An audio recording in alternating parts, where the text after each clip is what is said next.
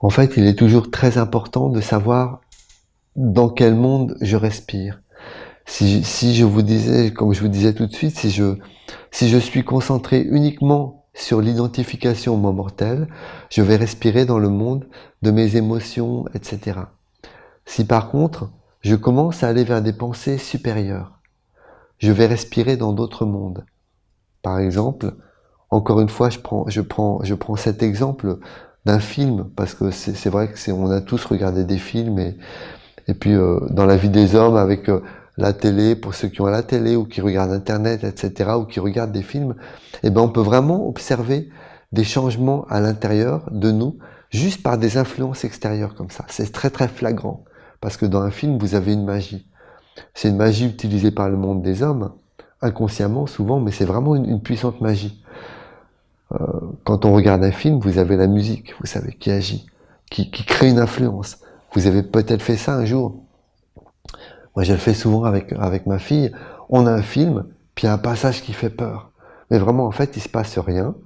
Mais il y a vraiment une musique, quelque chose qui crée une ambiance angoissante.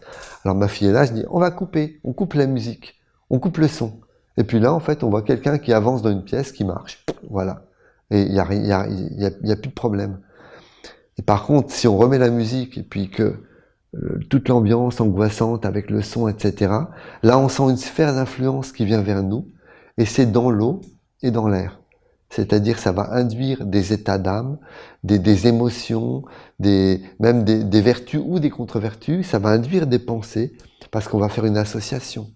Par exemple, il y a une porte, l'être marche vers une porte qui est fermée, et on sent la musique qui devient angoissante, qui s'intensifie. Qu'est-ce qu'il y a derrière la porte? En fait, c'est une pensée purement induite. Vous coupez la musique, vous ferez l'expérience, c'est amusant. Mais vous dites, bah, il y a un mec qui marche vers une porte. Voilà. Il y a plus rien. Mais là, par contre, vous remettez la musique, ah, ça y est. L'ambiance, c'est vraiment une magie, en fait. On est manipulé, mais volontairement. C'est-à-dire qu'on se laisse manipuler, sinon le film a pas d'intérêt non plus. Si vous coupez tout ça, vous regardez le film, il se passe pas grand-chose. Mais on voit combien on peut être manipulé et se relier à des mondes et à des forces juste par un simple film.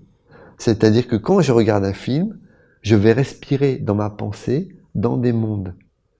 Alors, selon le type de film que je regarde, je vais respirer dans des mondes différents. Et quand je sors d'un film, il y a des films où je sens que tout est ouvert.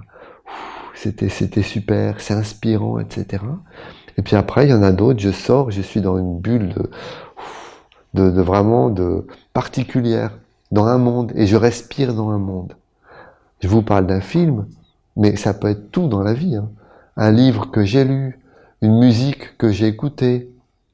Si j'écoute du hard rock ou du classique ou une musique ou des chansons sympas ou du reggae et tout, je vais pas être dans les mêmes sphères en fait, hein. Mais tout est influence, tout conditionne ma respiration.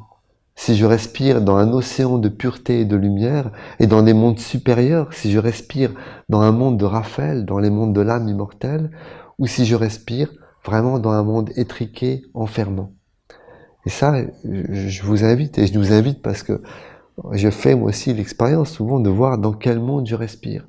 Tiens, là je m'arrête, dans quel monde je suis? Dans quel monde ça me conduit? Où va ma pensée? Parce qu'en réalité, en fonction de ma pensée, je vais respirer dans un monde ou un autre. Si j'ai des belles pensées, des pensées supérieures, des pensées harmonieuses, des pensées qui me conduisent vers mon âme immortelle, je vais respirer avec mon âme immortelle. Je vais respirer vraiment dans un monde supérieur de vertu, et c'est ça qui va rentrer en moi. Alors la respiration, c'est vraiment, on le sait dans le langage courant, hein. On parle d'inspiration. Qu'est-ce qui t'inspire? Là, j'ai été inspiré. Ben, ça veut dire quoi? J'ai été inspiré. Ça veut dire que, à la fois, on peut dire ça m'a inspiré, j'ai reçu l'inspiration. C'est-à-dire, j'ai été inspiré dans un monde supérieur, dans quelque chose qui est plus grand que moi, qui est rentré en moi par mon inspiration, et après, je l'expire ben, par une œuvre, par une musique, j'écris. Dans cet écrit, j'ai été inspiré. Voilà. J'inspire dans un monde supérieur, quelque chose entre à l'intérieur de moi, de mon âme, voilà, et ensuite je le couche sur le papier, je l'expire. C'est pareil pour une musique, mais c'est pareil pour une parole. Tiens, tu as dit une parole inspirée. Tiens, là, un chant m'a été inspiré. Une musique m'a été inspirée. Tiens, j'ai ressenti que je devais faire ça. C'était une inspiration. Il y a une chanson essénienne qui dit écoute l'air.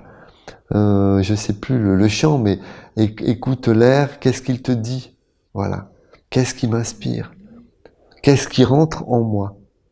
Et puis après, donc quand j'expire, je mets au monde ce qui m'a inspiré.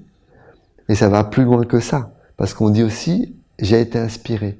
Ça veut dire quand ma pensée va dans des mondes supérieurs, quand ma pensée est guidée vers des mondes supérieurs, vers une sphère de respiration supérieure, je suis moi-même inspiré dans un monde.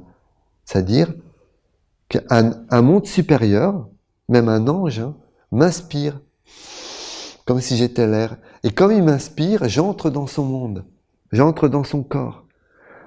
Je suis inspiré par la nation essénienne, c'est-à-dire la nation, par la ronde des archanges. C'est-à-dire la ronde des archanges m'inspire. Comme si j'étais de l'air, elle m'emmène dans son monde.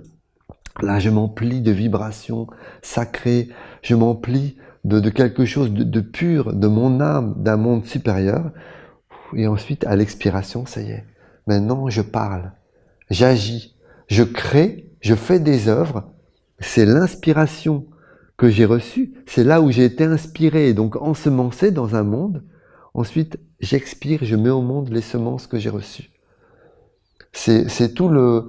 Ça, Olivier nous en parlait beaucoup, je me souviens à une époque, quand il parlait des temples.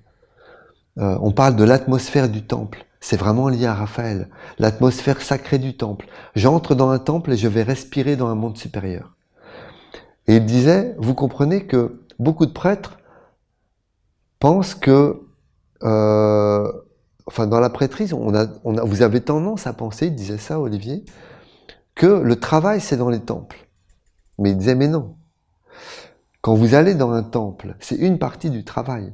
Vous allez dans un temple, vous allez dans votre temple individuel, dans un temple de prêtrise ou dans un temple essénien, chez vous, dans votre sacristie. Et là, vous faites un travail et vous allez respirer dans un monde supérieur.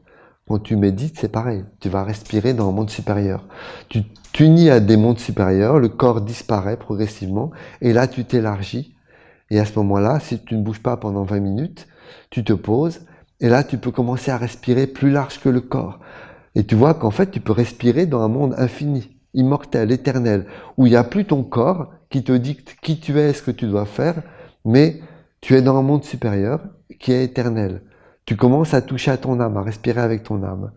Et bien, quand tu rentres comme ça en méditation, dans ton temple, dans un temple essénien, en fait, tu connectes à des mondes, tu respires dans des mondes supérieurs, et après, Olivier, moi je me souviens, un jour il m'a dit carrément, mais le vrai travail, après, c'est tu sors du temple et tu expires ce que tu as reçu. Tu agis, tu œuvres. Sauf que tu vis ta vie, tu as été respiré dans le monde supérieur, tu as été ensemencé, et ensuite tu mets au monde. Et en fait, un prêtre, il va dans le temple, là il reçoit l'inspiration, il se connecte à son ange, à un monde supérieur, à la ronde des archanges, et la ronde des archanges vient se poser sur lui.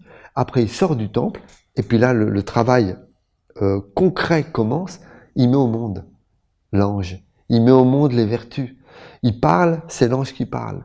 Il œuvre sous l'inspiration de l'ange, et à travers lui, l'ange peut réaliser une œuvre sur la terre. Voilà, c'est l'expiration. C'est ce qui nous est vraiment demandé dans la nation essénienne. C'est ce que la tradition nous demande, c'est d'être une porte. C'est-à-dire, j'inspire dans un monde supérieur et j'expire pour mettre au monde un monde supérieur.